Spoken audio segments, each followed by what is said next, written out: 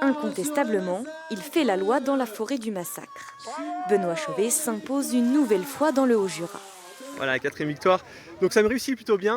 Voilà, c'est un coin que j'apprécie, comme je disais, énormément. J'ai skié beaucoup ici quand j'étais un petit peu plus jeune. J'étais au collège aux Rousses, j'ai fait mon lycée aussi. Donc c'est chouette. Ouais. Un peu plus tôt dans la matinée, les 400 skieurs s'élancent de la Darbella. Pour cette 50e édition, l'organisation a dû raccourcir les tracés, faute de neige. Le parcours principal ne faisait que 32 km contre 42 habituellement. Mais pour les skieurs, le principal n'est pas là. Ça permet de skier, un peu de se faire plaisir, retrouver un peu les copains. Après une année galère, quoi, vraiment sans neige, où il fallait jongler pour trouver des pistes et surtout des courses, quoi. Voilà. Donc c'est un immense plaisir avec ce soleil. Au bord de la piste aussi, on a le sourire et de la voix bien sûr.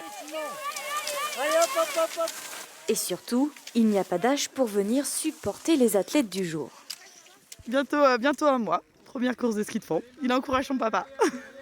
C'est la première course de la saison, c'est à domicile, alors du coup on en profite. À l'arrivée, habitués comme nouveaux participants, tous semblent conquis.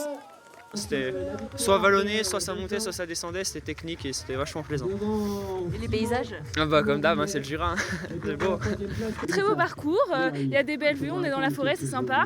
Après c'est vrai que pendant la course, c'est pas ce qu'on retient le plus. Je la referai une deuxième fois pour apprécier le paysage. La course longue distance la plus vieille de France a donc encore de beaux jours devant elle. Et pour les amoureux de ski de fond, rendez-vous le week-end prochain avec la grande traversée du Jura.